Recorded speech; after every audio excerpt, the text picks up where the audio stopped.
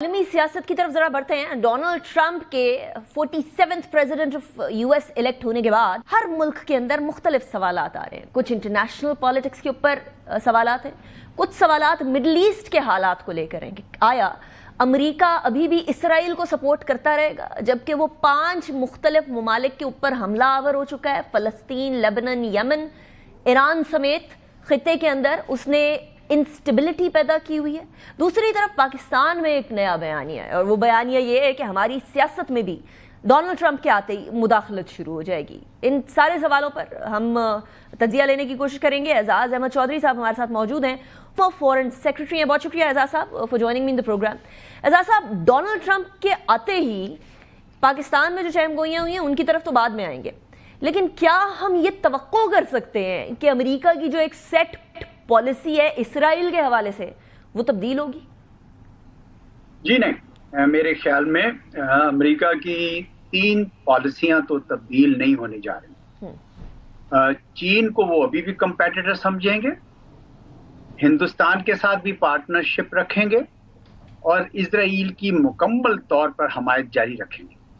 मैं उसमें कोई तब्दीली नहीं देख रहा उस हमायत में, बल्कि बड़े शिद्दत से करेंगे। ताहम डोनाल्ड ट्रंप ने पिछली मर्तबा भी ये कोशिश की कि इसराइल की मुखालफत या उसकी अपोजिशन में कोई कमी करने के लिए अरबों के साथ, आपको याद है, अब्राहम अकॉर्ड किया। दूसरा, वो जंग नहीं चाहते हैं, ईरान पे दूसरा दबाव तो चाहते हैं लेकिन जंग का उनका नहीं है।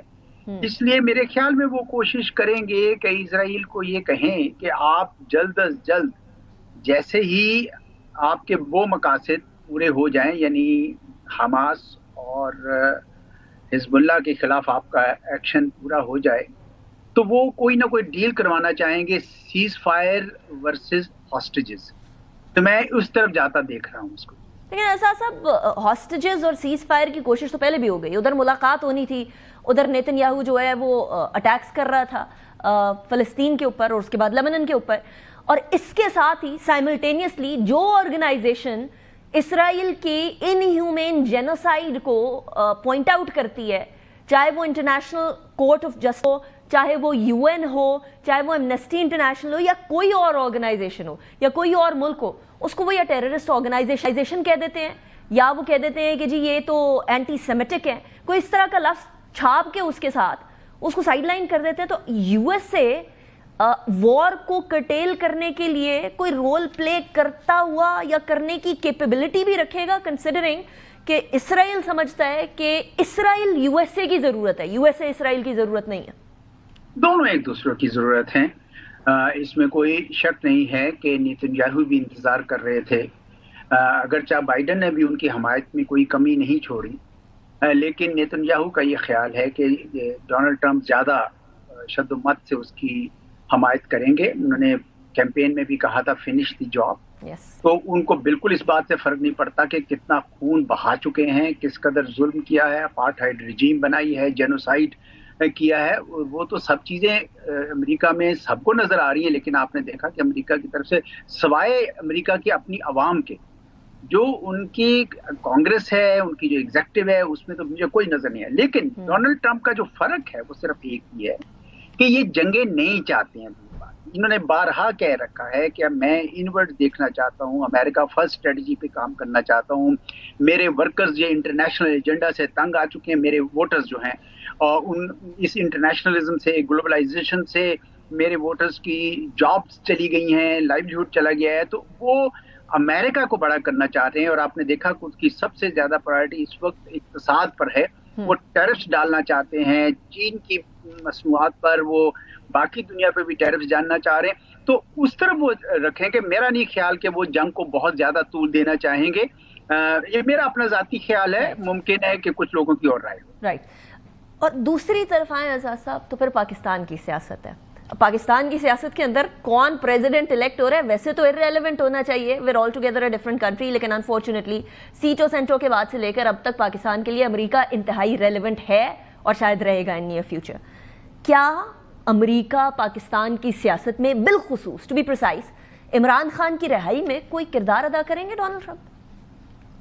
देखिए, पाकिस्तान अब अमेरिका के लिए रेलेवेंट नहीं है। सीटो सेंटो के वक्त आप उनकी एक किस्म का पॉन बन गए थे अगेंस्ट दी सोवियत वर्ल्ड। फिर अफगान जिहाद में भी आपने सोवियट्स के खिलाफ उनका साथ दिया। फिर ग्लोबल ऑन वॉर टेरर में भी आप उनके साथी बन गए, तब तो आप रेलेवेंट थे।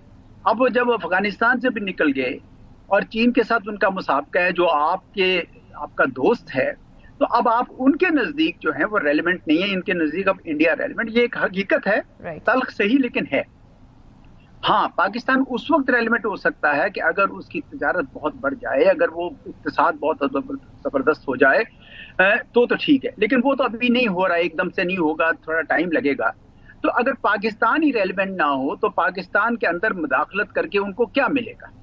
क्या ऐसा पत्ता है हमारे पास या हमारे सियासी कायदीन के पास या उस पॉलिटिकल पार्टी के पास जो ये शायद चाहती है कि वो डोनाल्ड ट्रंप उनके लिए कुछ, वो तो क्विड प्रोको वाला आदमी है, वो तो ये देखना चाहता है कि आप उनके लिए क्या देंगे उनको। अगर आप कुछ देने की पोजीशन में हैं तो वो आपके साथ नेगोशिएट भी करेगा, इंटरफेयर भी करेगा, जो भी करना है वो करेगा। मुझे नहीं ऐसा होता नजर आ रहा है। मुझे अंदाजा है कि बहुत सारे लोगों का ख्याल है कि बड़े टेलीफोन आएंगे और ये होगा और वो होगा।